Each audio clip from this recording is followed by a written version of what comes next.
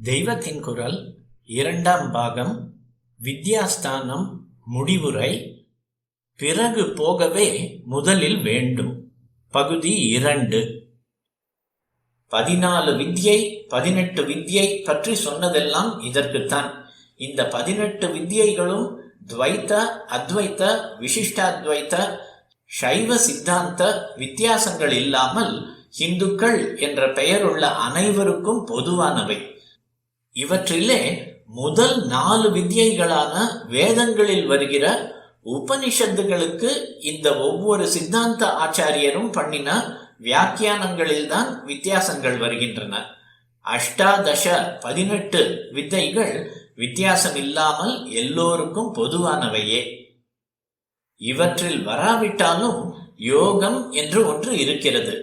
கர்மா, பக்தி, ஞானம் எல்லாமே யோகம்தான் என்றாலும் மனசை அடக்குவதற்கென்றே அஷ்டாங்க யோகம் என்று ஒன்று இருக்கிறது. ராஜயோகம் என்று அதை சொல்வார்கள். அது 18 வித்யைகளில் வராவிட்டாலும் சாங்கியம் யோகம், நியாயம் வைசேஷிகம், மீமாம்சை வேதாந்தம் என்று இரண்டாக பிரிந்த ஷட் தர்ஷனம் என்ற 6 சாஸ்திரங்களில் வருவது. இது தவிர சைவர், வைஷ்ணவர், சாக்தர் முதலியவர்களின் வழிபாட்டுக்கு ஆதாரமாக தந்திர சாஸ்திரங்கள் என்பனவும் ஆகம சாஸ்திரங்கள் என்பனவும் உள்ளன. நம் தேசத்தின் மத வாழ்வுக்கும் சமுதாய வாழ்வுக்கும் மையக்களமாகியுள்ள கோவில் நிர்மாணம், ஆலய வழிபாட்டு முறைகள் முதலியன ஆகமங்களில் இருப்பவையே ஆகும்.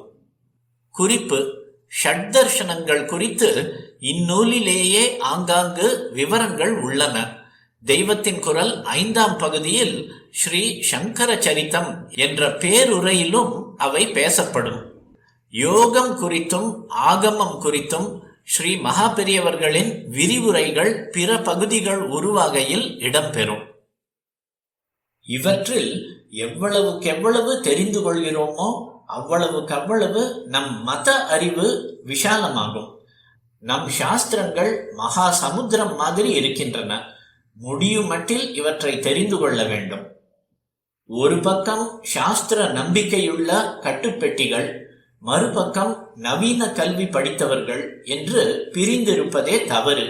சாஸ்திரங்களில் நம்பிக்கை மட்டுமல்லாமல் நாமே எல்லா சாஸ்திரங்களையும் வித்யைகளையும் படித்தால் கட்டுப்பெட்டிகளாக இருக்க வேண்டியதே இல்லை.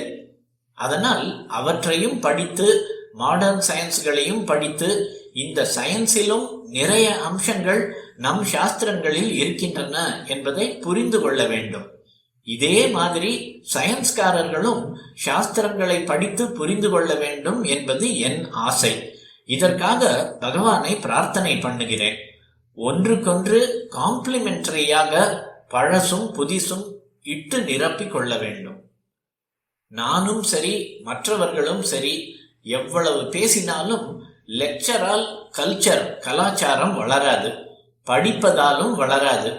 நமக்கென்று காரியத்தில் பின்னி வைத்திருக்கிற அனுஷ்டானங்களை பண்ணினால்தான் சித்த சுத்தி ஏற்பட்டு நாம் படிப்பதில் சாரம் எது என்று புரிந்து கொண்டு அதை கிரகித்து கொண்டு கல்ச்சரை வளர்க்க முடியும். பிற தேச விஷயங்களில் எதை எடுத்துக்கொள்வது என்று பரிசீலித்து முடிவு செய்வதற்கு அஸ்திவாரமாக முதலில் நம் சாஸ்திரப்படி வாழ முயற்சி பண்ண வேண்டும். இக்காலத்தில் ஆகாரம், விகாரம், வாகனம் எல்லாமே மாறித்தான் விட்டது. அத்தனையும் நம் பண்பாட்டுப்படி மாற்ற முடியுமா என்று மலைப்பாய் இருந்தாலும் கொஞ்சம் ஸ்ட்ரெயின் பண்ணி கொண்டாவது, சிரமப்படுத்தி கொண்டாவது சிலதையாவது மாற்ற ஆரம்பிக்கத்தான் வேண்டும். நம் மதத்துக்கு ஆதாரமான ஆச்சாரங்கள், ஆகார சுத்தி முதலியவை பழக்கத்தில் இருந்தால்தான் போஷிக்கும். முதலில் லெக்சராகவும் அப்புறம் லைப்ரரியில் புஸ்தகமாகவும் மட்டும் இருந்தால் வெறும் வரட்டு பெருமை தவிர பிரயோஜனம் இல்லை.